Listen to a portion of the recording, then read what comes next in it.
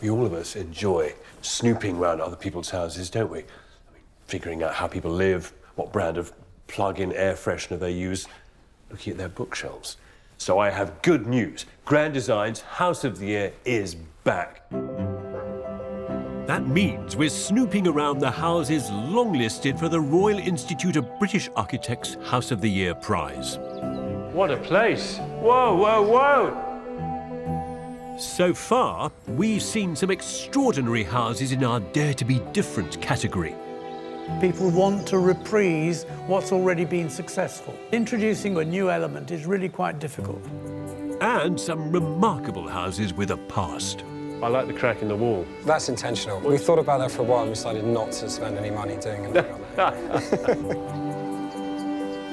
With the architect Damien Burrows and design expert Michelle Gunderhin, in this episode, I'm looking at a third category of homes that are all extreme and pioneering. You're going to do something once, you might as well make a go of it. At the end of the show, we'll find out which of the spectacular houses on the long list have been shortlisted by the judges. You're trying to measure apples against pears, and sometimes turnips. Then, in the final episode, we'll discover who the winner is of one of the most celebrated prizes for residential architecture, the 2018 House of the Year. We have the keys, we have the open invitation to look through people's drawers. All you have to do is sit on the sofa.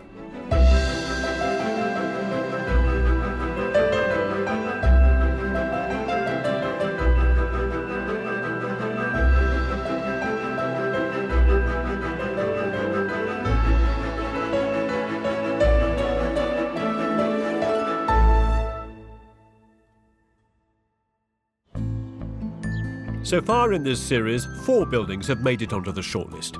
Pheasants, a waterside respite of modernism. The urban superpowered Red House. Old Shed, new house, glamorous and reinvigorated. And the meticulous and resonant Coastal House. In this programme, we're taking a look at extreme houses. And by that, I mean houses that push at the limits of what's possible in all kinds of ways. Some are base-jumping, adrenaline junkie wingsuit wearers that like leaping off the tallest cliff they can find just for the thrill of it. Others, in a quieter vein, might have the largest collection of toy lawnmowers known to man, or dress up in Civil War clothes at the weekend. I don't know, maybe I'm pushing this analogy too far. Anyway, what they all embody is a burning desire to innovate and to pioneer. Our first house, tucked away in the quiet Kent countryside, is Black House, a piece of extreme domestic engineering. Most people would be happy with 1 cantilever. This house has got 4 daring spikes of building jutting out into space. What a piece of theatre.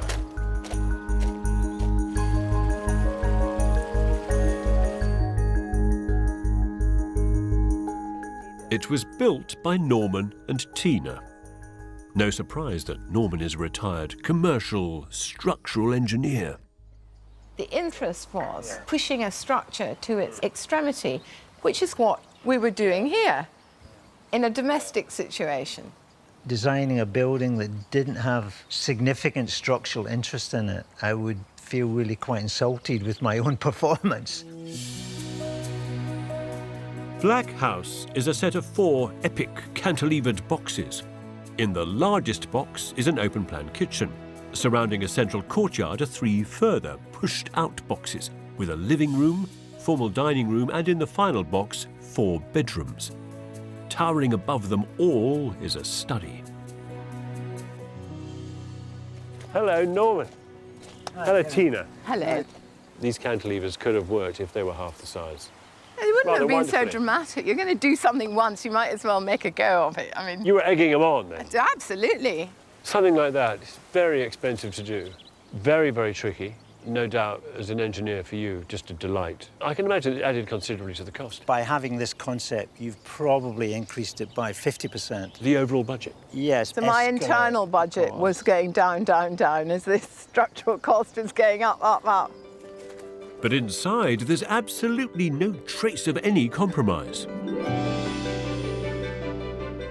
It's compelling, isn't it? Good lit space. Being in the kitchen is like floating in a great white cloud, looking out to the Kent countryside and the orchard below. It's all very well as having very architectural, structural thing about cantilevers, but bottom line, it's how you feel in a space and what gives you pleasure. And one of the things that gives me pleasure is we have this inside-outside thing, this compelling view outside, and then we have it again over here behind us. Ah, the mirror. When I'm cooking, I can see who's in the room and beyond. I like that. Black House impressed the RIBA judges with its crisp, clean lines and thoughtful response to the landscape, which also informed the internal layout, so that each room looks out onto an outdoor space, loosely connected with its function. The kitchen looks out onto an orchard and productive garden. The minimal dining room has views out onto a formal garden, and the casual, cool living room onto a relaxed swimming pool. But the architect explored these functions and relationships much, much more.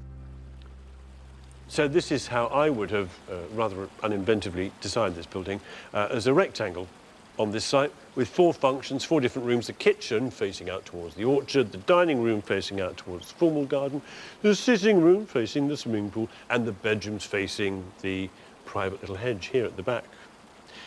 But the architect's far more inventive than I am, so what he's done is this. He's shunted out the kitchen to make an enormous cantilever. He's moved the dining room block over here to give it separation, and then placed the sitting room in between the dining room, giving the bedrooms a sort of sense of privacy at the back here. Oh, and look, in so doing, he's made a hole in the middle. The central courtyard is a cloister.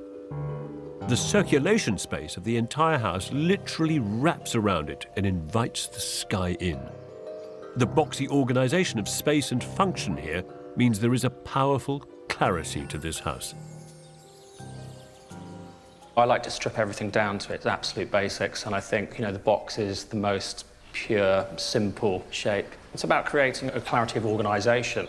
Have the jury told you what they like about it? The jury, they came here, and I think they really got what we were talking about in terms of the way that it functions in such a clean way. We had a fairly serious kind of walk around, but then we ended up in the courtyard, and we were spinning on the chairs, and actually, this house is great fun as well. We've had a few parties here. And when a party's in full swing, the kitchen cantilever fills up with people. A lot of people, in a box floating 7 feet in the air. I've no trepidation about having 4 or 5 times this number of people in the room. I'd be slightly nervous if they all started jumping up and down in unison. Keep the music down and you'll be fine. I'm sure you'll be fine. Meantime, I'm looking for the bathroom in the cloistered corridor. No, yes, that's a door. It's a bedroom. No, it's not one here. Oh, hang on. Oh, there's one here. And another one. It's like the crystal maze. Handles would be nice. The house took 3 years to finally finish, 2 more years than Norman and Tina had anticipated. Much of the trickiness was brought on by the complexity of the structural engineering. Talking about the cantilever, some of the technical issues it raises are quite significant. It introduces many more specialist subcontractors. This is not a standard foundation, so it has to be someone that knows about reinforced concrete. The buildings are held down by anchor ties and all sorts of technical things. So you immediately introduce an element of technicality that a normal builder could struggle with. I think our builder did struggle. It was meant to be completed in 12 months. At 24 months, the builders still hadn't finished and went bust, leaving the site and the job unfinished. Looking back from the comfort of an immaculate home, how are they able to reconcile what they have now with the house's painful struggle of a birth? Because both of us come from a building background, one would imagine that a project of this size would be simple, straightforward, And that couldn't have been less true. It was an embarrassment that our building was... How did we get in this situation? Painful as building this house might have been, what Tina and Norman have achieved here is, I think, staggering. Do you regret pushing those parameters at the height, the size? No. No. There are certain things which you have to push, even although it's difficult.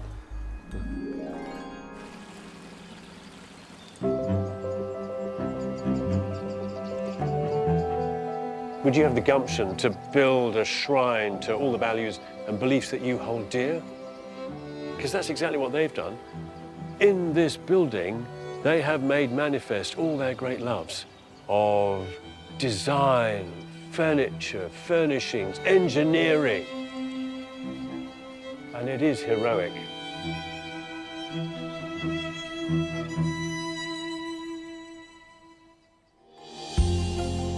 We have 3 more maverick pioneering homes to see. Ooh, he carries on inviting you up. Until we discover which have been lucky enough to make it to the shortlist for the RIBA 2018 House of the Year. The inspiration for a building can come from anywhere, from people, objects, or the place itself. It's where the story of the building starts. Here at Downley House, designed by Bird's Porchmouth Russell, whose eccentric house in North London made the shortlist last year, here the hallway is inspired by a wine barrel. That is more like it. But our next house, well, it was inspired by something you can't see. On the streets of East London, the inspiration for the house I'm going to look at takes its cue from music, apparently.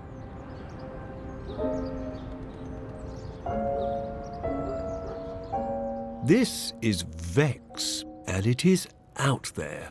It was somehow inspired by this piece of music, Vexations by Eric Satie. It's made up of 3 large concrete drums, each of which houses a different function. The ground floor contains a lower-level studio space, above which are 2 bedrooms. The 3rd and largest floor has an open-plan living room and kitchen, while at the very top of the house there's a private roof terrace. It was designed by architects Stephen Chance and Wendy De Silva. Hi. Hi, Wendy, is that right? Yeah, that's right. Hi. Yeah, good to meet you. Hi. Kevin. Good Nice to meet see you. you, and you both. Standing here, it's quite a monumental thing. You're right. Quite majestic. Could you really be inspired by a piece of piano music to build a building? Yeah, I think you can. The score is very short and it repeats 840 times. The idea behind the music, which is about movement and fluidity and sort of spirals, this building had to be somehow informed by that. Do I have to take a tour of the building 840 times? I'll Yes, tell you to what, get the full experience, I'm afraid. You'll keep looping and looping and looping till you get to the top. Yeah. These looping, swirling shapes were made using enormous wooden moulds or shuttering, filled with concrete to form the walls and floors. A layer of corrugated steel wrapped inside the shuttering cast the rippling surface. The builders, Nigel Fanshawe and Barry Phillips, had never done anything like it. Concrete days weren't happy days, were they? Quite stressful, really. Obviously, it's in the back of your mind, isn't it, that if it goes, it could go wrong. So. And if it goes, it's only going to end up on the floor. Don't forget, we're doing this in one continuous circle, so we only get one go at it. It would just have to be ripped down if it had gone wrong. No, there was no plan B. It had to work. It had to work. we put a lot of work into getting it to work. Luckily, it did, though this triumph of the extreme took years. The judges praised the experimental approach Vex had taken, its uniqueness and its honesty. It is both raw and decorative, brutalist and frilly, both outside and in. You understand what this place is made of, concrete and steel mesh. It pushes at the boundaries of design and comfort. So this is the bedroom. It's very well lit. But the house gets softer and more elegant the higher you go up. Beautiful oak floor, very soft. The bedrooms on the first floor are domestic, almost cosy, with fine views out onto the street.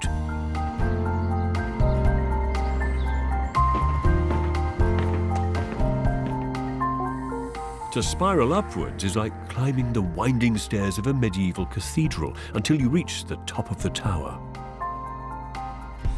So the top floor is living, yeah? Living, dining, space and a balcony on the next floor. A great slab. Ooh! Ooh! He carries on inviting you up. Oh, this is the deck. It goes very private. Where you can look at the stars or sunbathe.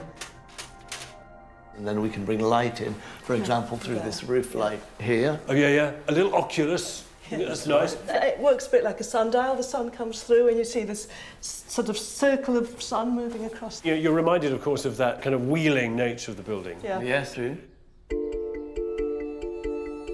Wendy and Steve weren't just the architects of this wonderful whirling project. They actually built Vex as developers. So why not just stick some very nice genteel flats up? That's not really what we do. When we act as clients or developers, it's because it creates an opportunity for us to do something that we want to do. We still have to do it within the envelope of funding and making it work and paying the loans back and everything else. But actually, you know, if you set out to do it, you get something extra. It's really quite a rich way of doing it. A one-off bespoke project, so we don't have the fear of having sort of 50 flats to flog or something like that. We've got one completely unique building and we just need one appreciative person who's going to come along and love it. Yeah. They haven't found the one appreciative person to buy it quite yet, but they now have tenants, the Hermans, who currently rent the building. They've been living here for 9 months now and have learned to embrace the building's minimalist character. We had to get rid of 80% of our stuff because there's just no storage here. And actually it's a very nice way of decluttering your life. We have a more simple life here. Yeah, much more simple, minimalistic. It works for us. This house is one big experiment for those who live in it and the architects who made it. It's inspired others to be similarly avant-garde, like Scanner, a world-renowned ambient composer who worked with Wendy and Steve to create a piece of music inspired by the building. Wendy videoed the guys pouring the concrete through these giant tubes into the construction, and I thought, it sounds amazing. I've used that original recording and started to play it as notes, and the rhythm comes from them just hammering on something.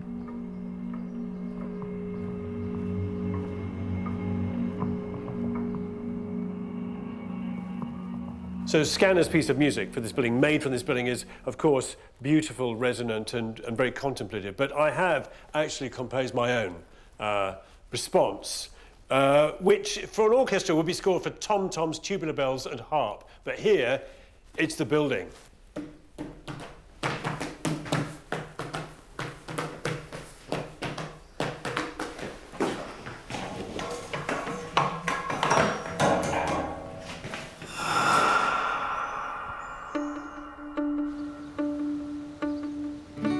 This building has also helped transform the neighbourhood by rescuing a plot that had become an eyesore and rubbish dump. This plot was just derelict garages. People had started to dump things there. There was a bit of a rat problem, so it's getting to be a bit of an eyesore. Yeah, then Steve and Wendy, the architects, started to progress with the building. I'm glad to see the land being put to good use. I don't think it fits in, but I don't care. I just think how wonderful to have such an interesting building in our street. I just love the fact that somebody has had such a strong vision for the plot and what it could be. I'm quite proud to live opposite, actually.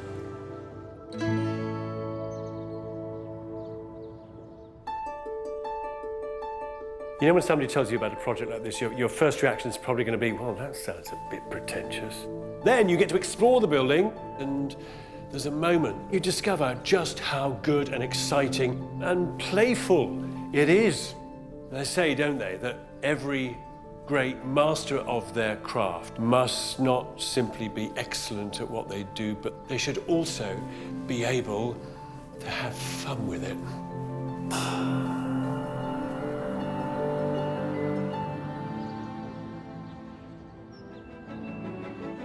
Next up, a wild and windy 21st century croft house. It really was something else when it blows in.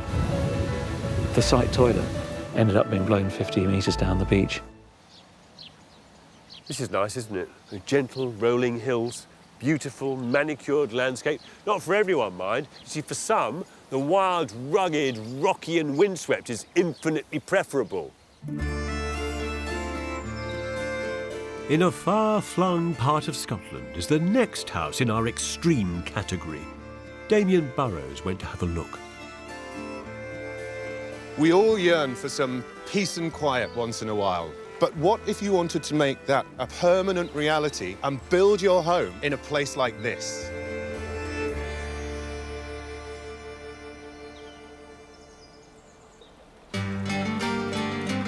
Well, you'd want to build a house like this. Lockside, a quiet, restrained and almost camouflaged home in the wild.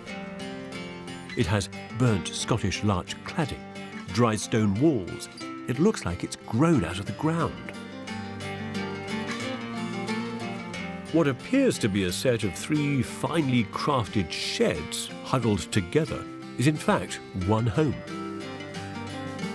Inside this 21st century croft, there are 2 guest bedrooms, an open-plan kitchen and dining area, a living room that looks out onto the loch, and hidden away at the back of the house is a master bedroom.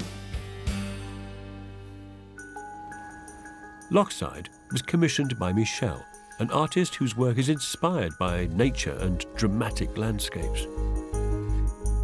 I tend to be drawn to kind of empty, barren places. I just like that sense of freedom that you get. It is a completely different lifestyle living in a place like this. It's quite physically hard work. Michelle, how are you? Good, thank you. Nice to meet you. What an incredible house. It doesn't appear like one single dwelling. It's almost like a little community of buildings. Yes, I felt it was important to break it up just so that it sat more comfortably into the landscape. To actually get this house built, I mean, it's an off-track road to actually get to the site. It's so far removed. I think when I first started, I didn't really think about the practicalities too much. I kind of jumped in. I was so enthusiastic about this amazing place. At one point, we did consider bringing things in by sea because it actually would be a lot easier, but it would have worked out too expensive. So in the end, we just designed everything to be small enough to fit onto the back of a trailer to come down the track. And I suppose the whole project really was designed around that problem. And also getting people here, because there's not many local craftsmen. And when we initially tendered, we wanted to get 5 tenders, and we just couldn't get 5 tenders. We ended up with 2. It wasn't easy getting services here either. So the house is completely off-grid, powered by the sun with water pulled up from a borehole. It's a self-sufficient home, and inside... Wow. Off-grid has never looked so pared back and beautiful. White oiled timber, rough textured plaster, and rooms that are delightful and modest. I kept emphasising to the architect that I wanted simple. I didn't want big spaces. I wanted something that would be very comfortable and livable in. Everything seems to just flow from one thing to the next. I think the change in the height of the ceiling helps as well, because you do get that sense of the different spaces. They're still connected, but you feel the differentiation of morning space to daytime space and evening space. And then you go straight from this, and the view just pulls you down here. Ah, this is lovely. I love how you get this real sense of height. I love being able to see the trees through the windows there. And the morning sun comes through that window as well, so you get the view that way. And then obviously looking out onto the water. Lockside House made the long list because the judges were blown away by the material choices, the scale, and the integration of the building into its wonderful wild setting. This beautiful location also gave Tom Miller, the architect, all the inspiration he needed. The roofs echo the mountains that dominate the skyline here. These walls around us pick up the horizontal terraces of the sedimentary rocks that outcrop all around. Is this just about one of the most extreme environments that you've created at home? Oh, absolutely. It really was something else when it blows in. The site toilet, which had something like 6 or 7 bags of concrete in the bottom of it, ended up being blown 50 metres down the beach. They had to tie the scaffolding boards onto the scaffolding because otherwise they would blow off. And the worst thing is to look around and find the scaffolding board behind you is gone. You don't want that to happen. Compound those elemental forces with the midge. Midges, yeah. The contractor, he thought midges was one of the most terrifying bits of it. The midges were horrific. When we first started digging the ground, you disturb the ground, and that's when the midges are at their worst. We ended up hats, midgie net on, we had gloves on. Duct tape round the taped sleeve. up to our sleeves so they could not get in when I discovered a hole in my midgie net. That was Yeah. the worst bit for me on the job. The weather during the build was challenging. Whenever you listened to the radio and they were saying storm coming in, you knew it was going to be worse. But amazingly enough, every time there was a site meeting, it was a lovely day. Yes. The architect never suffered any of it. Any house built here has to be super resilient. So to protect the wood cladding, the builders charred the timber. Burning the surface of the wood forms a weather-resistant barrier against the lashing wind and rain. But in an environment as remote as this, the builders had to make a kiln to cook it in with what they had available. So we have paving slabs and breeze blocks and a couple of blow torches. They're angled so that as you push the wood through the cavity here, through the hole, the flame circles round the timber. We've never done it before, so there's a lot of trial. There's quite a few errors till you got it right. That's a lovely one, nice and even, front and back.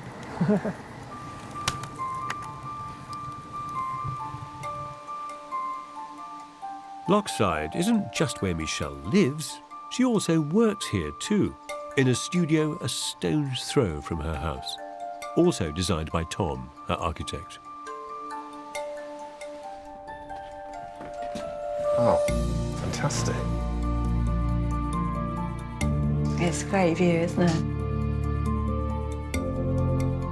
Would it not have been easier just to build the annex on the side of the house? Partly I wanted to have a separate work area, and also the work I do is quite messy, so it's better not to trace clay into the house. Having this house and having this workspace, how has it changed how you actually live? I feel very settled here. I find that I don't want to go anywhere. I just stay here and work or sketch, and yeah, I'm quite happy. To build in this remote and often harsh environment takes a mammoth effort of perseverance and sheer determination. But the results can be incredible. Michelle and her team have created a truly remarkable home that completely belongs in its landscape.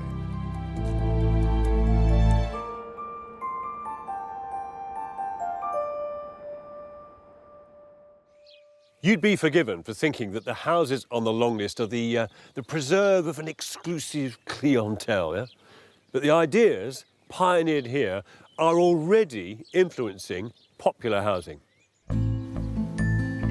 Our design expert, Michelle Gunderhin, is off to see one such large development in East Anglia, which mixes private and affordable housing. This is Aura, a volume housing development on the outskirts of Cambridge that recently won a 2018 RIBA East Award. But what's really interesting to me is that 40% of this housing is classified as affordable. This is beautiful architecture for everyone. Aura is a development of 159 apartments and 235 new houses, where average wage earners can own a share of their home. But there are no dull developer houses here, no soulless cookie cutter homes. There's a real mix.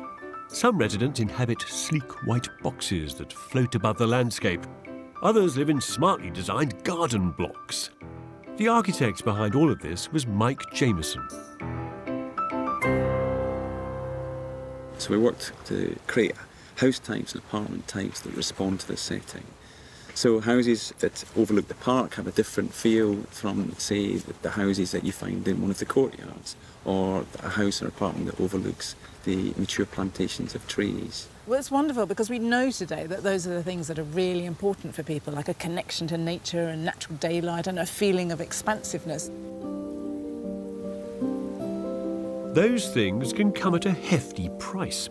Yet Aura was affordable enough for two first-time buyers, Shane and his partner, Chloe, to get a foot on the housing ladder. We have a lovely wraparound outdoor balcony, and we have really high ceilings and nice floor-to-ceiling windows. And all of these things combined made the flat feel a lot bigger than it is, and it really kind of brought in the outdoor and indoor together and really let us enjoy the space we had. And we've managed to make a few people jealous, which has been really nice. Another development, aesthetically not to everyone's taste, is the Stone Age Clerkenwell Close in East London, 8 apartments and an office.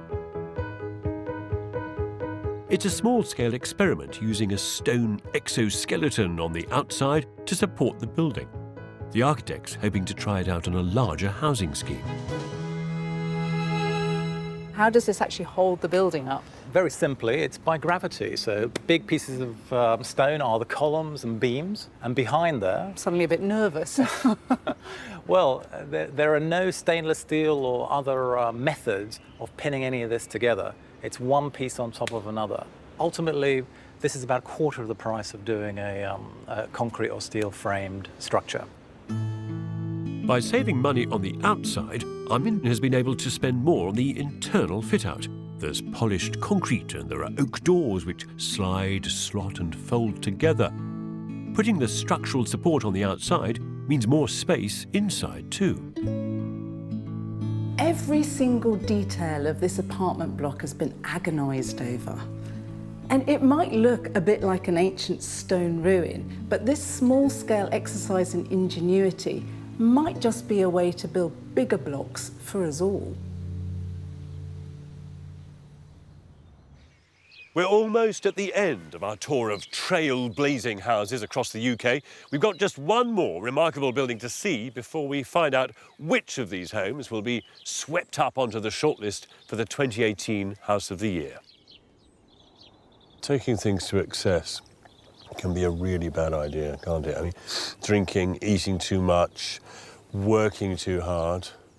But buildings really benefit from that rigour, obsession, absolute clarity of focus, where every idea is worked through to the most minute of details. I'm just going to close my eyes for a minute. Rigour and obsessiveness are qualities possessed by our next house in Northern Ireland. Outside Belfast, among the gentle rolling hills, something pointy has emerged. Now that is how you cut a shape into the landscape. This is Maison Wedge. Striking, angular, beautiful. It was designed by architect John Lavery. It really started off with this idea as a sculptural object for living in. That's what I wanted to achieve with the project. John has designed the building around a single shape, the wedge. There is the living wedge, with kitchen diner and downstairs sitting area, above which is a lounge for enjoying the views. And then there is the sleeping wedge, with 3 bedrooms.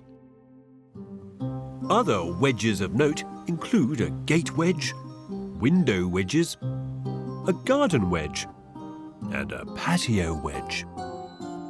Clients for this meticulous and sculptural project are the owners, Denise, a manager in a medical company, and Henry, who works for a local business. When we commit to something, we've seen it through. Well, we're both quite sort of similar that way.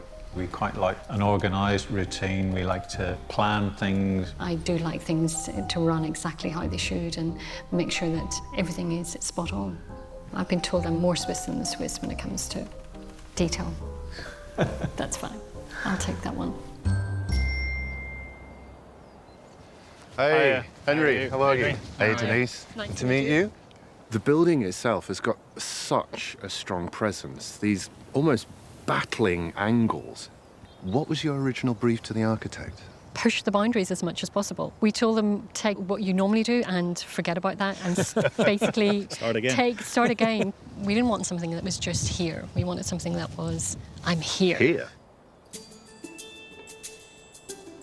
Henry and Denise were inspired to build the house after living and working abroad in Switzerland for 4 years.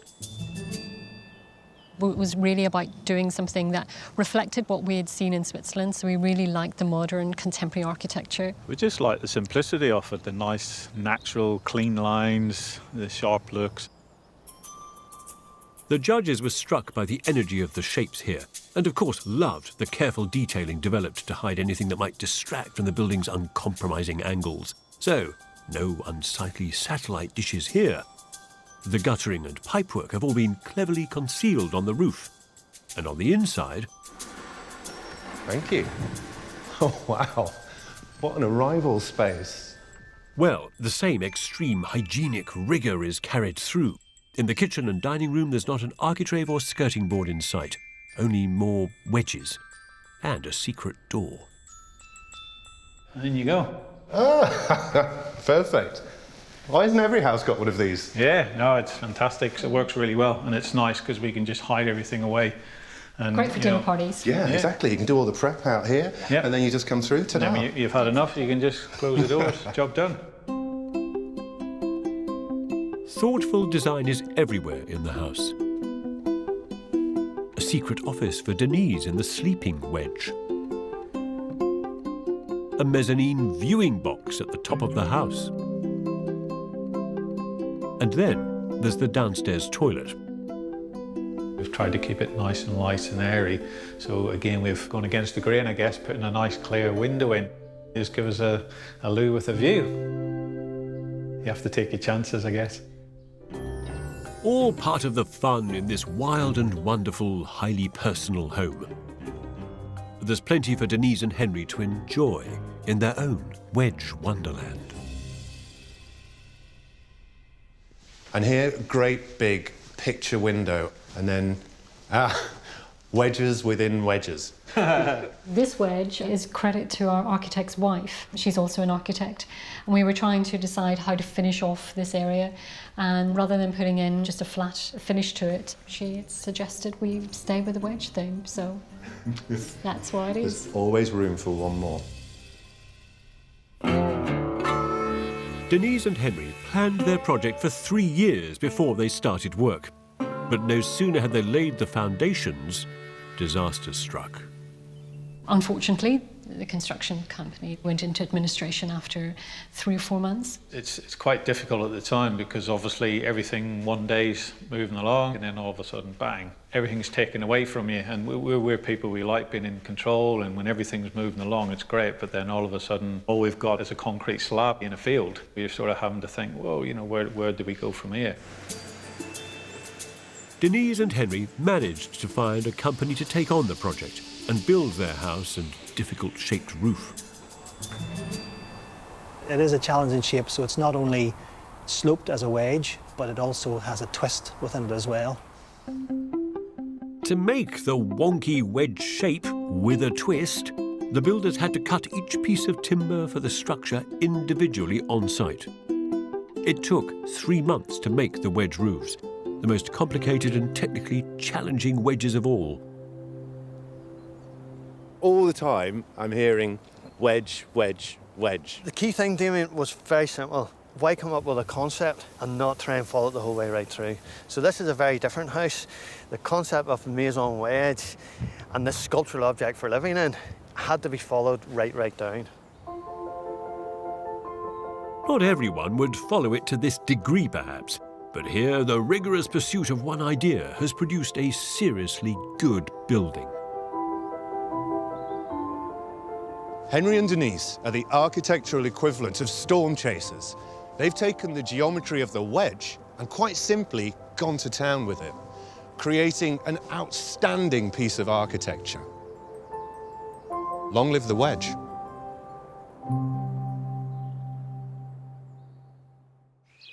All the houses in this series are possibles to win this year's prestigious RIBA House of the Year award.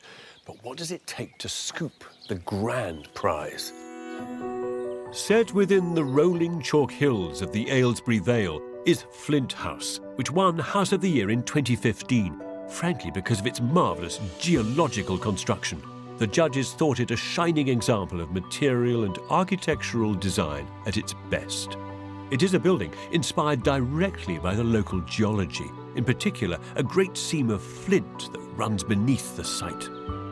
Flint House sits on the Wadston Manor estate and was commissioned by Lord Rothschild.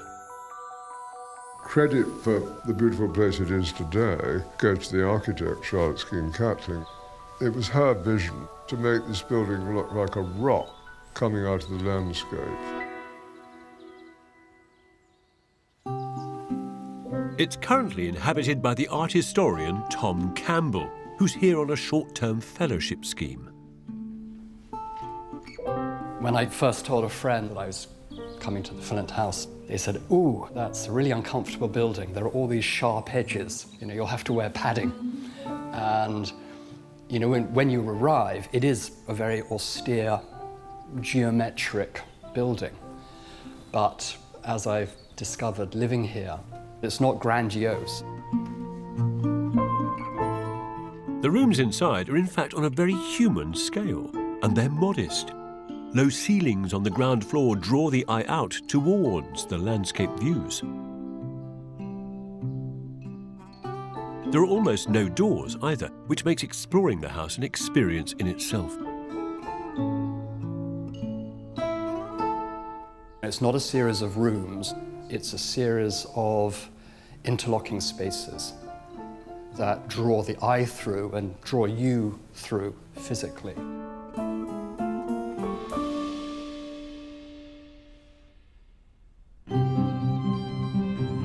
But perhaps the greatest quality of Flint House is how it's been designed to fit into where it is.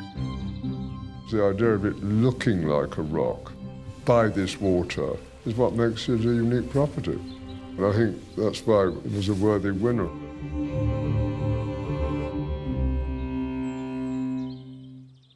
We've seen 4 daring buildings that push at the limits in their different ways, but only 2 can progress. Will it be the big, boxy and beautiful Black House? The enigmatic concrete Vex inspired by music? The windswept wonder that is Lockside? Or the sharp sculptural maison Wedge? Takero Shimazaki, head of the judges, reveals the first building that's made it onto the shortlist for the 2018 RIBA House of the Year. So what house have you shortlisted from this category? Vex. Vex. Vex. It's fun, isn't it? It's really kind of quite rare these days to see something like this. The ambition of the project and the kind of the concrete that's going around, and it's a piece of sculpture in the city. It's really refreshing to see a proper bit of concrete in London. I mean, that's good. Proper bit of concrete. I'm a fan of concrete. Fantastic. That's a surprise. Great news. People come and they're first surprised, and then quite often they end up with a smile on their face, and I think that has a lot to do with it. And what's the second house that you shortlisted? This is Lockside House. It's obviously a gorgeous, gorgeous setting, but I think we were all touched by the architectural kind of humbleness of it. You know, it's not kind of shouting, look at me, look at me. It just sort of effortlessly just sits there. The materials, like the stone, they're large, they come from the area, so it's kind of very much a local product. Michelle, the main reason I was calling is that they've just explained that your house hasn't just got onto the long list, it's actually been shortlisted now. Oh, wow, that's Is that extraordinary? Absolutely wonderful news. It's fantastic to be shortlisted, absolutely wonderful. It's one of those projects that you just want to make the most of. You want to give it your best because the site is worth giving it your absolute best. So the rugged Lockside and wonderful winding concrete Vex House go through to the shortlist. Like all the great heroic explorers, the pioneers of architecture risk all in the quest to build something powerful, something extreme. They go where no developer ever would. They see opportunity where others only see limitation, and they don't conform. They set the rules by which others follow. For great architecture to develop and prosper, we need more of them. Next time in our final programme, we'll be completing our tour of the long list, looking at a category of homes which celebrate their materials and craftsmanship. That is one hell of a window. That's 3 sliding doors. They weigh half a tonne each. But how high are they? They're 6 metres. We'll also be discovering the final homes to get onto the shortlist, and then finding out which of these amazing buildings will be crowned the winner of the RIBA House of the Year 2018. We are a nation obsessed with our homes. We like nothing more than to browse estate agents' windows, especially when we're on holiday. So curious are we about other people's places. So, once again, you're in luck. We're here to give you a guided tour of the country's finest new homes. We're on the final leg of our tour of the long list of remarkable homes furiously competing to win the Royal Institute of British Architects House of the Year Award 2018. Wow, tall. There's no inkling outside. So far, 6 homes have made it through to the shortlist. Oh, wow. Oh my God. There are just 4 homes left, grouped in this programme under the theme of interesting materials and craftsmanship. Oh, now that's remarkable. 2 glorious voids. I'll be looking at these exceptional homes with the architect Damien Burrows. Ah, perfect. And the design expert Michelle Gunderhin. It's all just so gorgeously aligned and neat. I love it. Towards the end of this programme, we'll find out who bags the last remaining place on the shortlist, before we discover who is the overall winner of House of the Year. So, sit back, kick off your fashionable felt slippers, relax, and prepare to be inspired by some great architecture.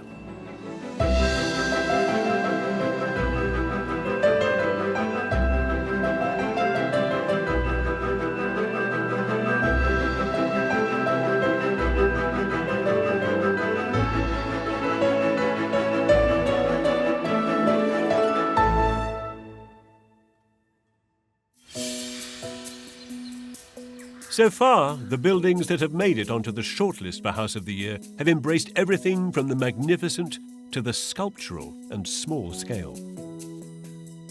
There are 2 houses that dared to be different, the Zigzag Pheasants and the Brazen Red House. There's a pair that embrace extremes, the wild and windswept Lockside and the experimental Vex. And 2 houses with a past, the reinvented barn that is Old Shed New House, and the restored Coastal House. In this programme, we're looking at houses that explore materials and craftsmanship. For them, brick, stone, wood and concrete aren't just the workaday stuff of structure and cladding, but materials to explore and play with, the ingredients for individual and sometimes eccentric expression. So some are well-groomed, snappy dresses with not a hair out of place. Others are wilder, more anarchic, just got out of bed types. It doesn't matter. They're all outstanding pieces of craftsmanship. Our first example of that outstanding craftsmanship is in Berkshire, where materials have been delicately put together to make something magical. Michelle Gunderhin is taking a look. Ooh. It's all just so gorgeously aligned and straight and neat. I love it. This is Berkshire House, a sharply dressed longlister. Everything is poised here, perfectly in place. There are no creases or crumples. It all lines up immaculately. Every room here demonstrates the faultless finesse that impressed the RIBA judges, who found the house a joy to walk through, full of minimal detailing to admire. They called it a shining example of carefully considered, painstakingly crafted architecture. There are 5 bedrooms with a master bedroom on one side and 4 bedrooms on the other. Downstairs, a kitchen, family room and sitting room sit either side of the central hall. Simple. This crafted gem was commissioned by Gary and Sam, who ever since they were young harboured a vision for a beautifully made, clean-cut home. Thank you. When I left college, I worked in a fish factory. I did bricklaying and hod carrying. The dream was to have a very modern, very minimalistic home. It never seemed possible in the early days. We've always had these sort of images in our head as to what it would look like. After 3 years working with their architects, this is the result. The dream of a lifetime, writ large. Oh, wow. Especially in their great hall. That is one hell of a window. Yeah, actually, that's 3 sliding doors. How high are they? So they're 6 metres. The effect is to draw you magnetically to the vertical views through these double-height glass doors. I can't even begin to imagine how something like that gets winched into place. They're half a tonne each, and it was tough getting them in. Do you know, I was away on business, fortunately, because the thought of it was quite terrifying. But it was so important to us to have so much glass to maximise the view. I was quite happy I wasn't here. The glass doors were made in Switzerland, heat-treated, shatter-tested, and with an almost invisible frame.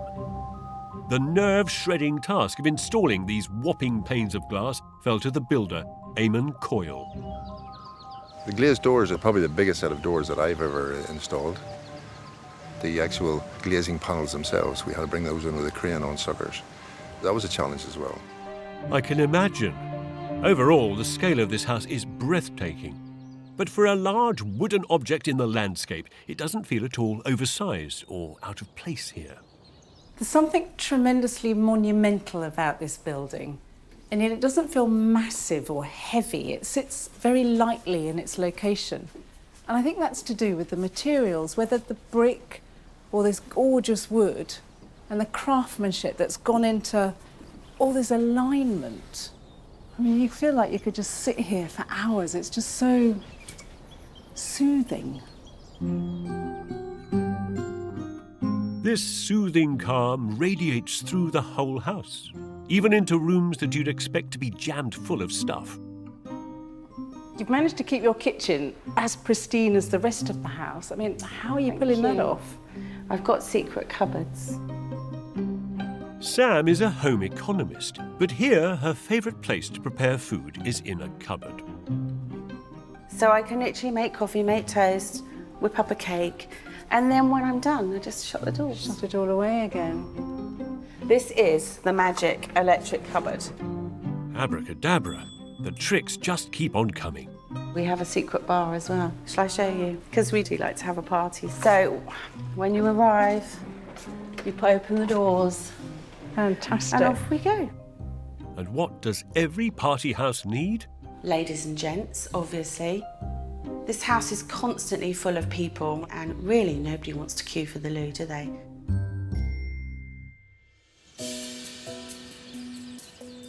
It took 17 months to build this house, nearly half of which was spent on the cladding, which wraps around the entire building. The architects, Gregory Phillips and James Shelton, specified timbers of exactly equal widths that were spaced precisely. We set this whole building out on this kind of 75mm timber and a 15mm gap, and we've actually got that around all 4 sides of the house. This big governed the whole house? Yeah, it's a lot of drawing and it's a lot of time measuring and it's a lot of dialogue with the builders and the actual workmen doing the physical timber work. And those workmen were Nick Flack and Jason Elliott, who had to fix 2,000 pieces of timber to boards and then fix them to the building. Never ever done nothing like this before, no. And most people never ever do anything like it again. It was cladding mania. It was everywhere. On the balconies, and there was panels. Seats. Yeah, seats. We made seating areas, and there was panels inside in the bedroom. Wasn't Yeah, there? there was. And And in the main hallway as the well. main 3 hallway. panels in the hallway. Yeah, yeah. It was repetitive. This house couldn't be more different from what was here before, Gary's parents' home. They sold the house to Gary and Sam when they downsized, who then knocked it down. It does sound quite extreme, buying your in-laws' property, knocking it down and building your dream home, but they were so proud of us and they're so thrilled for us, aren't they? And so supportive. I mean, Yeah. they're wonderful. Even when you knocked it down, though, did they know that that was part of the deal? When We you bought had the them house? round for dinner. I fed them lots of wine. That normally does the trick. I don't think Gary's parents, or anyone for that matter, could resent them for building such a beautiful home. It's a robust example of the 21st century arts and crafts house. We've got a big family, and we do want to carry it on through the generations. You know, this will be here long after we're gone, and hopefully the kids and hopefully their kids will enjoy it then as well. It's so nice to see our parents so happy here. The only thing I don't like is that I had to leave to go to uni. I wake up most mornings and I can't believe I'm living here, and it's still not fully settled in. It's just amazing. It's not just this big grey modern building, which is what it looks like from an outsider's perspective. We've turned it into our home, and I think that's what makes it so amazing. The beauty of a building like this lies in its extraordinary attention to detail. You can tell it's been a real labour of love, certainly for the owners, but also for the builders. You can feel that in every brick and every carefully placed piece of cladding. And for me, that's what gives it its real power. Coming up, 3 more wonderfully crafted homes. If that looks like a shed, I'm happy with You're that. happy, you're I'm happy. happy with that. Before we find out which one has made the shortlist, and then finally discover who is the overall winner of House of the Year 2018. With the right materials, in the right hands, an everyday object can become a thing of beauty. That's the definition of craftsmanship, really. Taking raw materials and skills honed over thousands of hours of experience to produce something extraordinary. Nowhere is that kind of craftsmanship thriving more than in Northern Ireland. Belfast is now a city with a fast-growing culture of making. And it's spilling out of the workshops onto the streets. Is it a shed? Is it 2 sheds? Is it an artisanal bakery? Nope, no croissants here. This is number 37. In this skillfully made building, ordinary materials have been made beautiful through the magic of invention. Offcuts of timber have been craftily used to strike a perfect shadow line at the top of the building. Rainwater downpipes are sculptural. Inside, standard plywood is transformed into designer furniture. And all this ingenuity is packed into one tiny building. Number 37 is the smallest house on the long list. Under the left roof is a double-height kitchen and living room. Under the right-hand roof, a shower room and bedroom. A mezzanine bedroom sits above, overlooking the entire space below.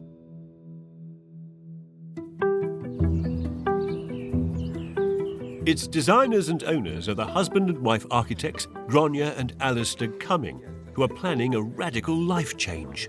Our children have left home when they're grown up, and we've decided to effectively downsize and declutter. It's really just back up the dumper truck and put everything in it and go back to where we were, maybe when we were students. Fed up with being adults, Gráinne and Alistair have designed their experimental student digs in a style of building they both adore. I love sheds, I love buildings made of wood, I think everybody does. Yeah. And if that looks like a shed, I'm happy with You're that. happy, you're I'm happy. with that. Yeah. What's the wood? It's Scottish larch. Scottish larch. Yes, it's almost impossible to drill through, so we had to import fixings from Austria. They're specially designed to go through this kind of really dense resinous wood that lasts 100 years. 37 is a hard-wearing and low-cost home. Grania and Alistair built this beautiful house for only £100,000. You'd never know it was built on a super tight budget, at least not from the front.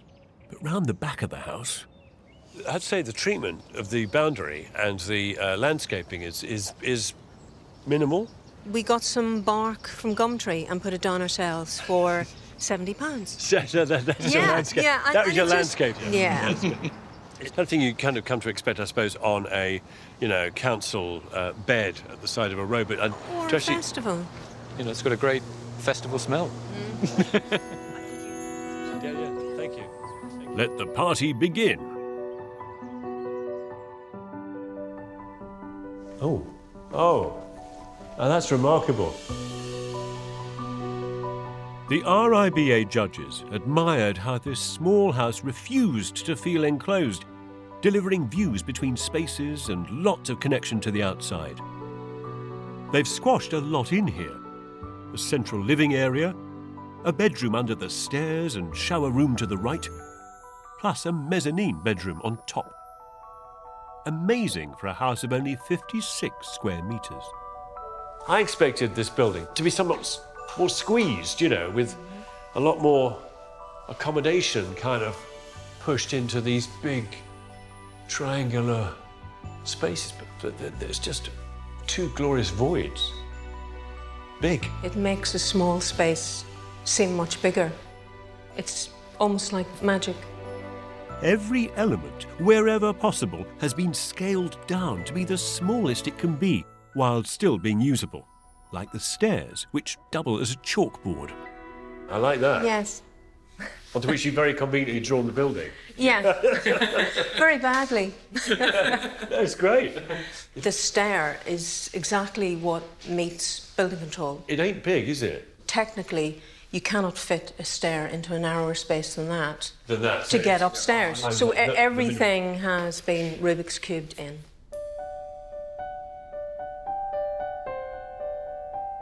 There are ideas here which you'd find in so the small apart hotels, and you've kind of designed the central kitchen here, which sort of bleeds into shelving and cupboards.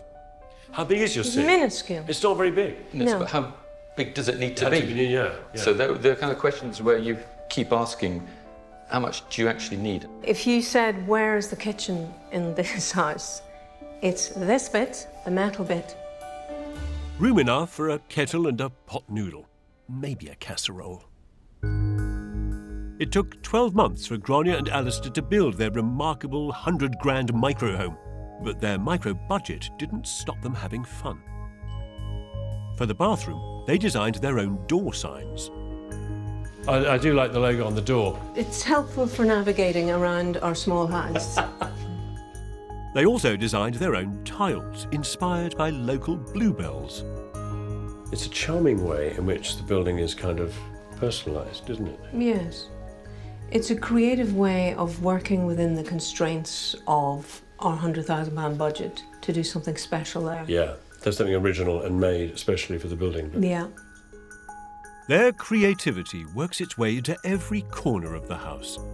One single sheet of plywood becomes a multi-purpose work-cum-dining table, designed especially to fit into this small space. This building is designed for downsizing. How little do you need? And you don't have to forego good design, and it can be an uplifting experience on a low budget, and that's what I think we've done here. So, how does this jaunty shack go down with the neighbours?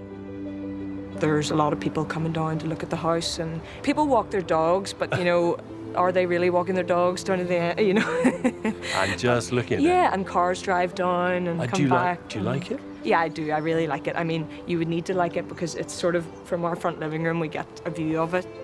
I must say, initially, when this first went up, we began to have our reservations. I thought, it's just going to be a great shed. What are they going to do with it? But I think we've been won over because it is original, it's different. Could you imagine yourself ever living in a building like that, or... Can I imagine it? It might not be my first choice, I have to say. But... Number 37 is a little wooden building where simple materials are used to create the experience you might expect from a much bigger, more expensive house. This is a modest home. It delivers everything it has to just the right level. It is the just enough home. And we don't have enough of those.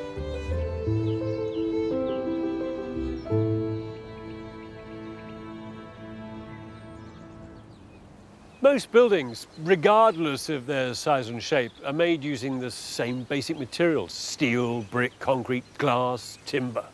The building blocks of all our homes, literally. But it's not just the materials in themselves that matter. It's what you do with them that counts.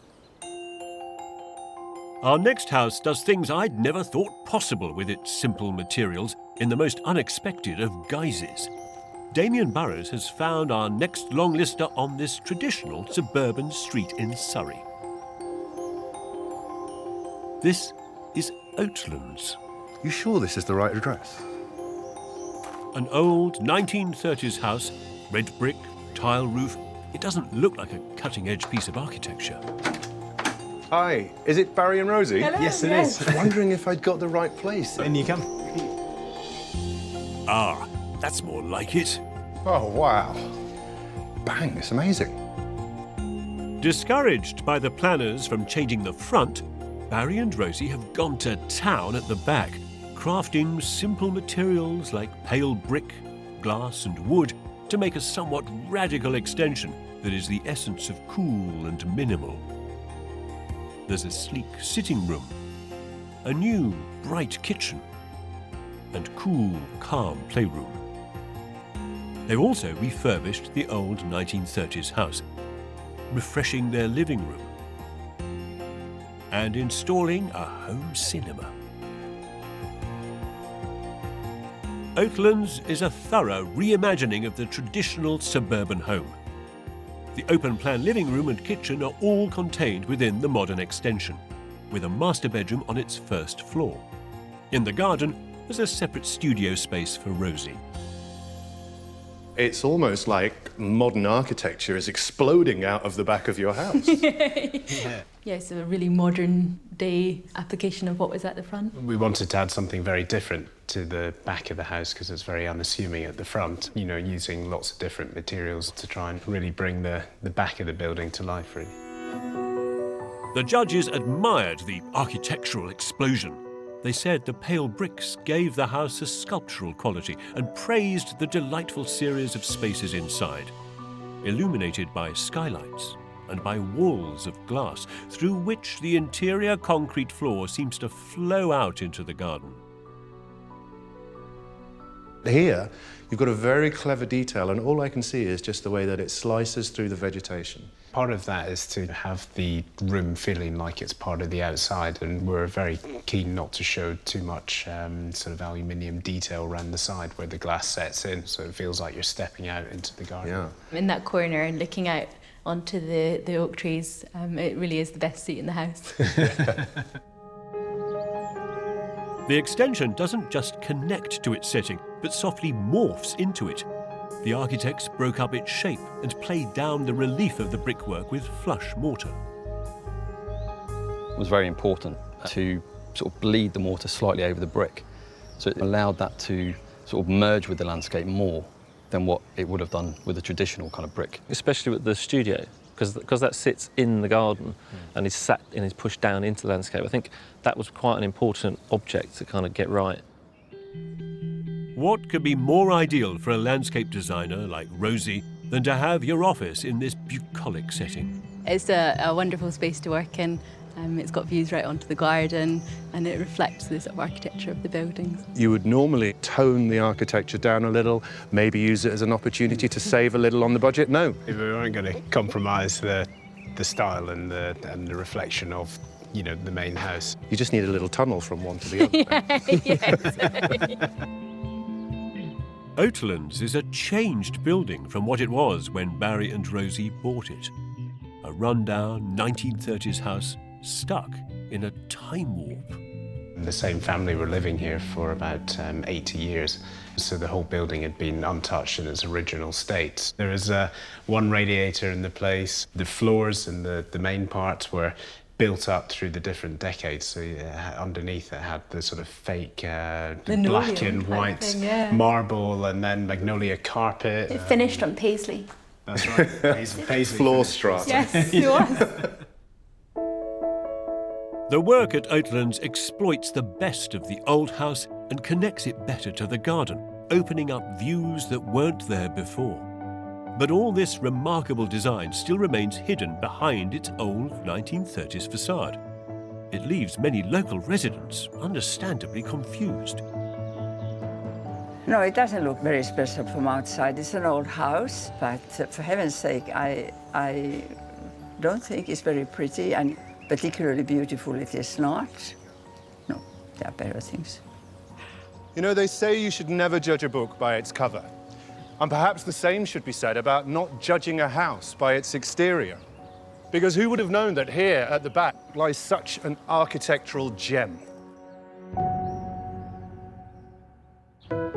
We have just one more home to see before we find out which is the final house on the shortlist. This looks effortless. It certainly wasn't.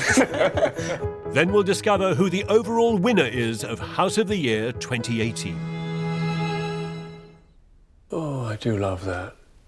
I mean, it just tells you, doesn't it, something of the history of how the building was put together.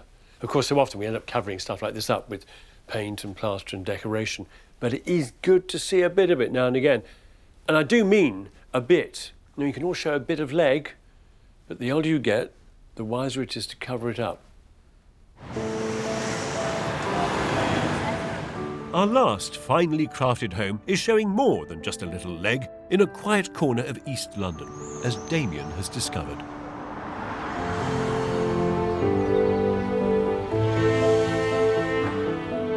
This is the Maker's House. It has daring flashes of plywood and naked steel supports on the outside. Inside, there are acres of exposed joists that run through the ground floor from the living room down to the kitchen and through the whole upstairs too. This house puts the materials it's made with on show. Set over 4 floors, the Maker's House has a split-level living room and a kitchen at lower ground level. On the first floor, there are 2 bedrooms with ensuite bathrooms and 2 more bedrooms on the second floor. Oh, and there's a cinema room in the basement. The architects who made the marvellously eccentric Maker's House are the husband and wife team of Sophie Goldhill and David Liddicote. Hi. Hi, Damien. Sophie, how are you? Good, thank you. Hi. David, good to meet you. Yeah. The first thing that strikes you is the materials. This great big steel column and the bronze elements that are coursing through the brickwork. What was the thought process behind that? I think we want to feel as though you could look at any given part and realise how it was made. You can see every process and every bit of work that's gone into it. And we're stood here looking at this wonderful house, and I can't help but overhear the seashells crunching underneath my feet. Yeah. Where most people would have normally put gravel or slate down. It's a totally incongruous thing, isn't it? We just sort of saw them piled up and wondered, could we use them? Wow. And you can. I think they're a really nice addition to the house. If you think seashells are out there... Oh, this space is incredible. The inside is a madcap collection of exposed, finely crafted materials. Long Danish bricks have been combined with everyday curbstones. Structural braces are exposed like decorative tracery. And the majestic steel frame is celebrated. This looks effortless. It certainly wasn't. Every single piece was a slightly different size. There's nothing really sort of standard about how any part of it was put together. Everything had to be square and true and straight. So we had to spend a long time strapping up the frame, hitting it with sledgehammers. Yeah. We were working 10-hour days on site, going back and drawing in the evening, and I think it was extremely stressful and very all-consuming. But their sweat and grind wasn't lost on the judges, who praised the house for the exposed materials and sheer inventiveness. Nowhere better seen than in the living room, where Sophie and David installed a giant net to stop people falling down the stairs to the basement. I think it's something like 25 quid. £25 for a whole balustrade in a house like this is not bad going, is it? Does it work? Is it safe? Yeah, have a go. Have a go? Yeah. One way to find out. It's quite unnerving, isn't it? Yeah. I love the fact that it's got that little bit of bounce to it as well. Yeah. It's a really fun idea. It's a great place to lean against when you've had a few drinks at a party. Yeah. So. Wake up in the morning. Exactly, still pinned in place. Yeah. The giant bargain balustrade was originally going to be glass, but Sophie and David changed their minds. They adjusted lots of things as they went along, moving windows, enlarging roof lights, and supersizing the patio doors. How much changing did you do? How much tweaking was there? How much, could we just... There was a lot of tweaking, and I think it was continuous every day. We were just changing things as frequently as we could. Which can't have gone down well with everyone on site. You must have been pulling your hair out at some point. Yeah, almost constantly. Yeah, it's daily. I'm not bored by the end of it, actually. Did you ever get design changes through and you were just like, why?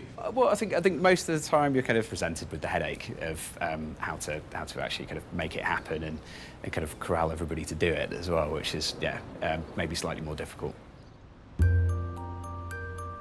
Not that it's ever easy to wrangle a new building in dense built-up areas like this.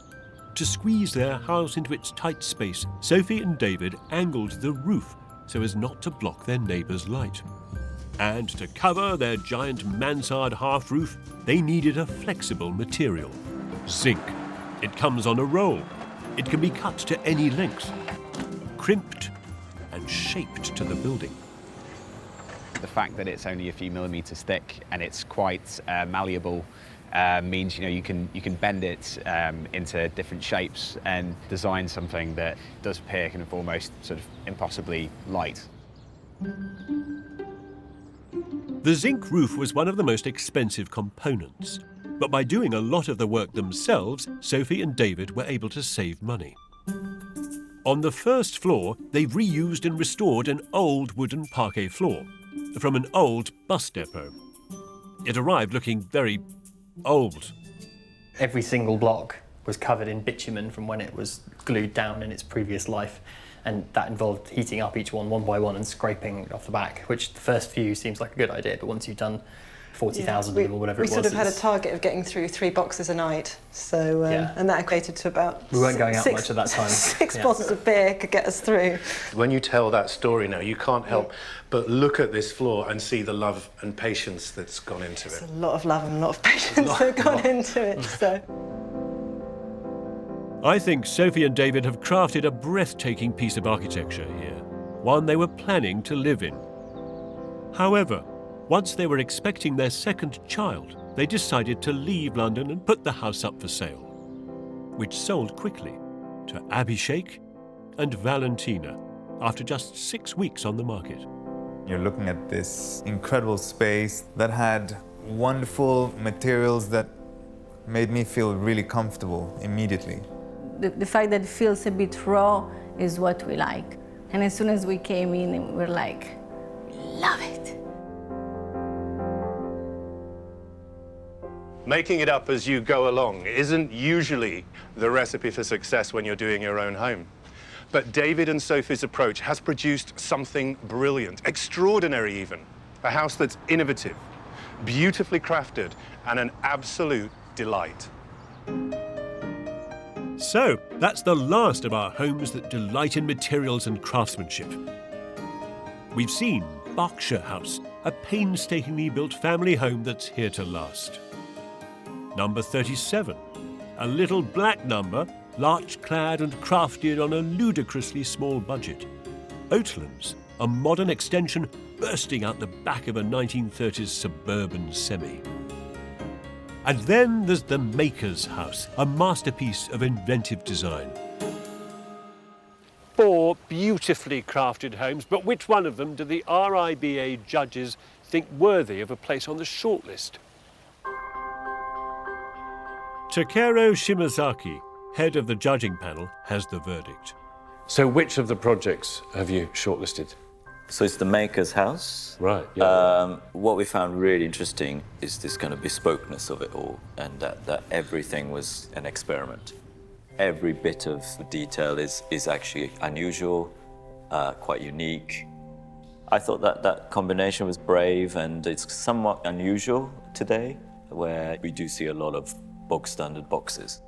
What's exciting about this is the unexpectedness of materials appearing. So you've got this kind of red post as you enter, this kind of slim brickwork, the metal roofing. There's a lot to cope with. Yeah, but a modicum of discipline in there at the same time. No, very well managed. Wow. That's amazing. Gosh. Yeah. That's really cool. Yeah. Well, there's some amazing buildings on the list as well, so that's a really it's a real privilege. big privilege. Yeah. Wow. Gobsmacked, I think. So Maker's House, with its exposed materials and rather daring construction, is the last of our homes to make it onto the shortlist of 7. But only one can be crowned House of the Year 2018. 7 diverse houses from all over the country, all of them magical and remarkable. But which one of these homes on the shortlist will be the winner? You're probably wondering what makes a winning house. Is it the hard work, the grit and determination that went into making it? Is it the ingenuity of the design, the ambition of the project? Or is it the beauty of how the building sits in its surroundings? In fact, does it enhance even the place where it is? Well, the answer, of course, is all of these. Last year's winner, Caring Wood, responded to its context and surroundings exceptionally, not least with 150,000 locally made clay tiles. It was a tribute to the Kentish Oast House, designed by James MacDonald Wright with Niall Maxwell.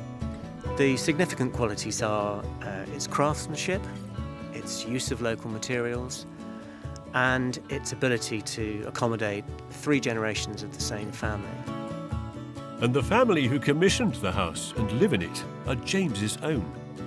Each part of the extended family have their own private corner Oast House that they can come together in the communal spaces. That's the theory anyway. The children don't really care too much where they sleep, so they'll completely ignore, the fact that, there are different families and different oasts. The children will sort of charge into the bedroom without any concern whatsoever. But of course, the adults, you're sort of, tapping on doors to shout and see if anyone's there. Last year's RIBA jury liked the craftsmanship of Caring Wood and how well it sat in its landscape and setting. A landscape and setting that is being slowly enriched by the estate manager, Patrick Wynyard-Hussey. Patrick's been busy planting how many trees? Well, I think this winter we planted 2,500 more trees to try and get the original landscape to sort of wrap back round the house. We just don't want it to look like it's a house which has just landed in the middle of Kent. It doesn't. It looks like it's set seed and grown here. Caring Wood is an inventive, crafted home, highly responsive to where it is, and it's eco-friendly. It's locally grown, organic architecture. That's what made it 2017's winner.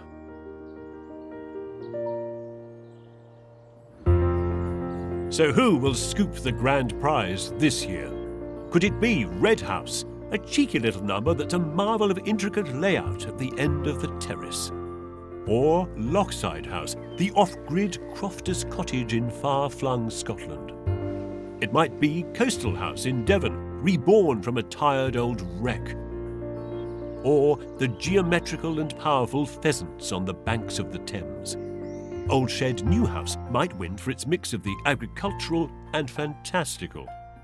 But so might Vex, a magical tower of wavering ellipses. Or it could be the Maker's House, a playful, ingenious experiment in exposed materials. So, no easy task to pick a winner from this range of remarkable buildings. That difficult job falls to the panel of judges. I'm looking for a project that does something different. You're trying to measure apples against pears and sometimes turnips. It's getting trickier and trickier the more houses we see, yes. It's always really difficult to choose, so we've got a very difficult task ahead of us.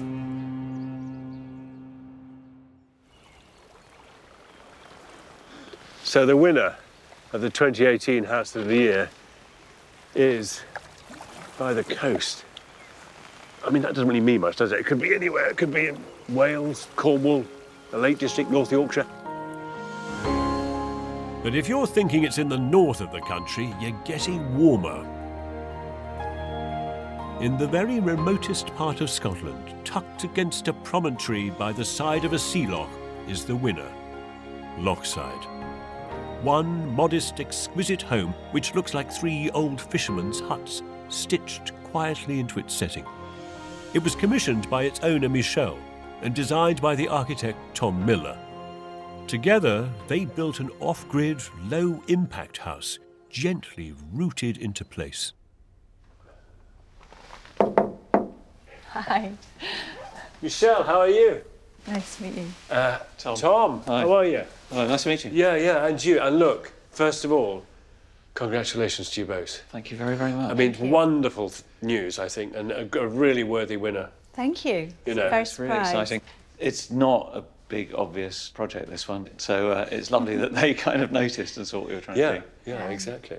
I mean, you didn't set out to commission an award-winning piece of architecture. You just wanted a house. I just wanted that was somewhere that I loved. I was more concerned with getting it right than just brushing it, really. Well, slow cook, and maybe all the better for it. I remember getting that email through with a photograph of a piece of seaweed and a mussel shell saying, these are the colours for the roof light and the chimney. Michelle was spending time here, living it, looking at colours, looking at the stuff around her, looking at the textures and working that into the building.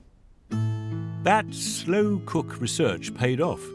This building seems so charmingly at one with its place. It was even built from local materials by local people. It doesn't shout, but it smiles. It asks you politely to quietly listen to it and to quietly enjoy the sequence of spaces that unfold. So you pass from one box to another almost, from one building into another. Yeah. But all the time with these cutaway views back to the beginning. What I like is you stood up there and you get that glimpse of the view of the loch. But when you get down here, as you come down, it opens up. And I guess, actually, as you sit, yes. Yeah. And actually, if you lie down with your head on the arm, it's even better. There's the mountain. Yeah. And this house welcomes connections to the landscape at every opportunity. Oh, heavens. Oh, what a delightful room. And that view, another one. You also get the lovely view up from the bed into the treetops. The squirrel view, yeah. I love that. Yeah. Do you find yourself stopping still in the building to just look out? Yeah, absolutely. I just enjoy looking at all the different views you get through and out, yeah. These views were hard won, though, like everything with this house. Lockside took 2 years to build, in the most brutal of conditions. Sub-zero temperatures, gale-force winds and lashing Scottish rain. Lovely. In such an extreme climate as this, small wonder that Tom suggested weatherproofing the Scottish larch cladding by charring it. I was a bit worried that it would be too black when Tom suggested charring it. I didn't want it to be too ominous and dark, but actually it just made it sink into the landscape and then it's kind of just coming out of it a little Out bit. of black integrated. It's sort of weathering the right way. That's right. Looking at the roof, for example, that was all black when it went on. It but that's all was, silvered. yeah. On the sides of the house, the cladding has been mounted onto agricultural storm doors to shield the windows. These slide across. Are they easy to doing- slide? Yes. There's yeah. no handle. No, they just slide. Oh, they don't need it really, do you? No. No. That's nice. So it's That's also lovely. effectively the curtains. So that's your bedroom in there with an external curtain? That's right, yeah. But you can see how much more charred underneath. Oh, it is as well. yeah. This was, I get you, yeah.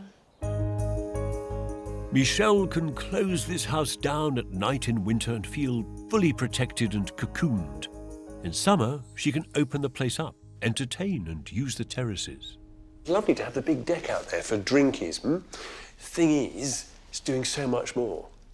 That wall, that heavy masonry wall with those little returns, is an almost exact reproduction of the plan of this room. It's pushed out to suggest that there's much more space, that the building itself has somehow kind of pushed out into the landscape.